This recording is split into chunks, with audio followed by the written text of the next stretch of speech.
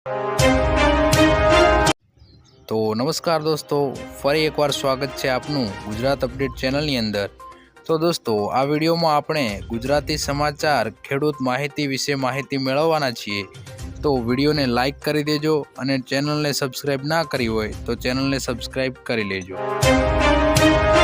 તો દોસ્તો, પહેલી ખબરની વાત કરીએ તો રેશન કાર્ડ માટે મોટા સમાચાર। દેશમાં હજારો લોકો પાસે રાશન કાર્ડ નથી, જેના કારણે તેઓને સરકારની આ યોજનાનો લાભ મળી રહ્યો નથી। આવી સ્થિતિમાં જો તમે રેશન કાર્ડ બનાવવાનું વિચારી રહ્યા છો તો તમે 1 સપ્ટેમ્બરથી 30 સપ્ટેમ્બર સુધી રેશન કાર્ડ માટે ઓનલાઈન અરજી કરી શકો છો। આ સમયે જે લોકોએ મર્યાદામાં અરજી કરી છે તેમની યોગ્યતા તપાસ્યા પછી તેમને રેશન કાર્ડ આપવામાં આવશે। તો દોસ્તો, આગળની ખબરની વાત કરીએ તો ગરમીના કારણે મોંઘવારીમાં વધારો। ગુજરાતમાં અસહ્ય ગરમીના કારણે લીંબુની માંગ સૌથી વધારે છે, જેને કારણે હાલ અમદાવાદની વાત કરીએ તો લીંબુનો હોલસેલ ભાવ પણ 100 રૂપિયાને કિલો કરતાં પણ વધી ગયો છે, જેને શહેરમાં પશ્ચિમ વિસ્તારમાં લીંબુનો રિટેલ ભાવ 180થી 200 રૂપિયા સુધી પહોંચી ગયો છે।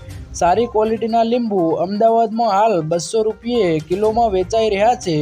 ગરમીમાં તબીબો લીંબુ પાણી, છાશ અને નાળિયેરનું પીવાનું કહે છે, તેવામાં એક લીંબુ 3.15થી 20 રૂપિયામાં પડી રહ્યું છે। લીંબુ પાણી, નાળિયેર પાણી અને છાશ મોંઘી થઈ ગઈ છે મિત્રો। તો દોસ્તો, આગળની ખબરની વાત કરીએ તો ખાદ્યતેલના ભાવમાં વધારો। ચૂંટણી પહેલાં ગુજરાતીઓ માટે ખરાબ સમાચાર છે। સિંગતેલના ડબ્બામાં ભાવમાં 10 રૂપિયાનો વધારો થયો છે, જ્યારે આ વધારા બાદ 15 કિલો ડબ્બાની કિંમત 2565 રૂપિયા થઈ ગઈ છે। તેમજ હાલમાં માર્કેટ યાર્ડમાં મગફળીની આવક ઘટી છે, તેથી આ પરિસ્થિતિ જોવા મળી રહી છે। જણાવી દઈએ કે રાજકોટમાં તેલ બજારમાં સિંગતેલમાં 10 રૂપિયાનો વધારો થયો છે। હજુ એક અઠવાડિયામાં સુધી સિંગતેલના ભાવમાં વધઘટ થઈ શકે છે। તો દોસ્તો, આગળની ખબરની વાત કરીએ તો ખેડૂતો માટે ખુશખબર। ખેડૂતોના ખેતરમાંથી પસાર થતી ટ્રાન્સમિશન લાઇન તેમજ ટ્રાન્સમિશન ટાવર ઊભા કરતા સમયે જમીન, પાક, ફળાઉ ઝાડને થતા નુકસાન સામે સરકાર દ્વારા આપવામાં આવતા વળતરના દરમાં વધારો કરવામાં આવ્યો છે। જે તે સમય અને સ્થળના સરકારના પ્રવર્તમાન ઓનલાઈન જંત્રી દરોના 200% લેખે ગણતરી કરીને વળતર ચૂકવવામાં આવશે, જેમાં રાજ્ય સરકાર દ્વારા જંત્રીમાં જો કોઈ સુધારો કરવામાં ન આવે તો વાર્ષિક 10% લેખે વધારો કરાશે। તો દોસ્તો, આગળની ખબરની વાત કરીએ તો 8 લાખ ખેડૂતોના 2000ના હપ્તા બંધ।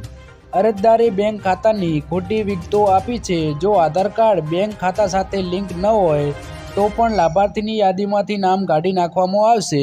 જો અરજદારની ઉંમર 18 વર્ષથી ઓછી હોય તો તેને યોજનાનો લાભ મળતો નથી। જે ખેડૂતોને KYC નથી કર્યું તેમના નામ કાઢી આપવામાં આવશે। જો અરજદારે યોજના માટે પાત્ર ન હોય તો પણ તેનું નામ કાઢી આપવામાં આવશે। તો દોસ્તો, આગળની ખબરની વાત કરીએ તો મોદી રાજમાં ખેડૂતો બે પાંદડે। દેશના ખેડૂતો અત્યારે રસ્તા પર ઉતરી આવ્યા છે। તેમના તરફથી દિલ્હી સુધી કૂચ કરવાની વાત ચાલી રહી છે। સ્થિતિ એવી છે કે ખેડૂતોને રોકવા માટે પોલીસે ટીચર ગેસના સલે છોડવા પડે છે।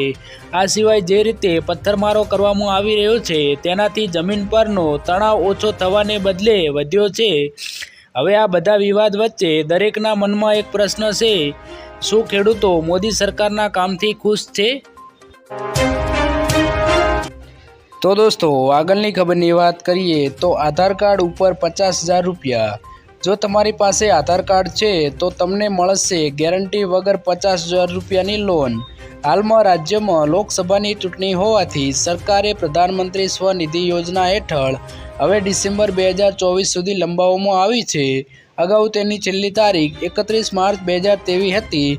આ યોજના હેઠળ નાના વેપારીઓ અને સ્ટ્રીટ વેન્ડરલાઇનને માટે લોન આપવામાં આવે છે। નાણાં મંત્રાલયે ટ્વિટર પર માહિતી આપી હતી કે જો કોઈ શહેરી વિક્રેતા, મજૂર અને કોઈ અન્ય નાગરિક કે કરિયાણા, રેડીમેડ અથવા ફળની દુકાન ખોલવા માંગે છે તો તેવા લોકોને આ યોજના હેઠળ લોનની રકમ આપવામાં આવે છે। જો તમે પણ આ યોજનાની અરજી કરવા માંગતા હો તો જરૂરી ડોક્યુમેન્ટ સાથે અરજી કરવાની રહેશે।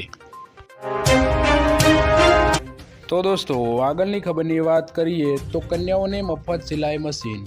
ફ્રી સિલાઈ મશીન યોજના અંતર્ગત કન્યાઓને મફતમાં સિલાઈ મશીન આપવામાં આવે છે, જેના માટે તમારે એક ઓનલાઈન ફોર્મ ભરી જેમાં જરૂરી ડોક્યુમેન્ટ જેવા કે આધાર કાર્ડ, પાન કાર્ડ, બેંકની પાસબુક, જન્મ તારીખનો દાખલો અને રેશન કાર્ડ આ બધા ડોક્યુમેન્ટ સ્કેન કરીને અપલોડ કરવાના હોય છે।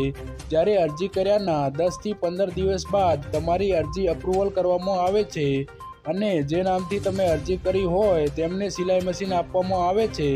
હાલ આ યોજના માટેના ફોર્મ ઓનલાઈન ભરવાના શરૂ થઈ ગયા છે। તો દોસ્તો આગળની ખબરની વાત કરીએ તો મુખ્યમંત્રી ભૂપેન્દ્રભાઈ પટેલે કર્યો મહત્વનો નિર્ણય।